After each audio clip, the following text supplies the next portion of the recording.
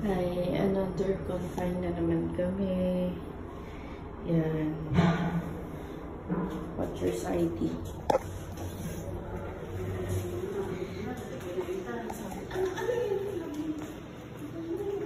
Mag-exit ako para sunduin yung aking kasama sa labas. Kasi kakapasok lang namin sa bedroom. So, ayan.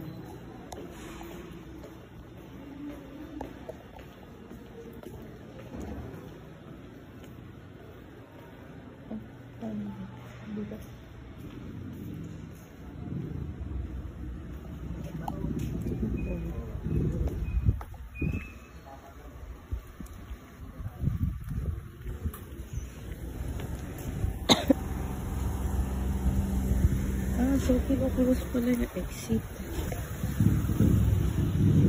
Yes, nasa na sila? Nasa na? Ayun na pala. Uy, Ate Lods. Sabi ko, nasa na? Wala pala, nandun pala. Ano? Umalis ka na. Kakapasok lang namin po. Napakatagal. 500. Napakatagal, sobra ba? Ano yan? Kanina. Ba't may ID ka? Yan, bawal pumasok ng ano eh. Kaya dinala ko na eh. Wala na na exit. Saradong exit. Mamaya kukunin mo na yung gamit. Tsaka unan. Ang pangit ng kwarto namin ngayon ako. Mura lang kasi. Bakit? Hindi katulad nung kwarto noon. May sopa. Bakit? Isang araw lang naman eh. Kaya nga. Kaya may sopa din. Uy! Baka naman magpa-drive sa'yo si ate bukas. Sabihin mo, ano ha, tumanggi ka muna. Aba, ay magpapaano nga daw yun sa pagkatapos yung check-up nung kay Loita? Pagka, ano din, magde-deliver daw nung damit. Magdi-deliver ng damit eh.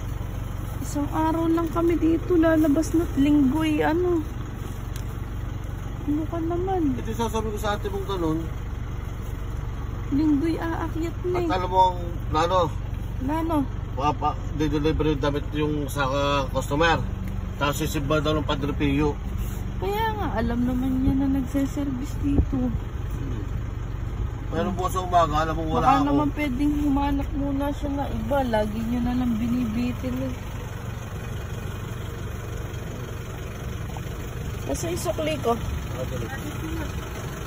Sige. Bigyan mo kay Ate Ebing yung ano, sabi mo siya nang bahala sa ulam, siya mamalengkewan. Kasi Ate Mayra sa highway na lang muna bukas.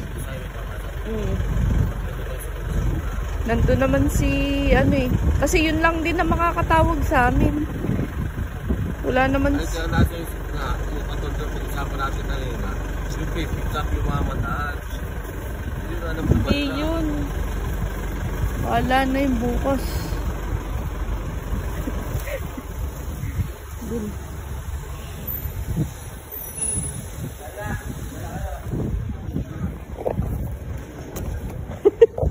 Uy!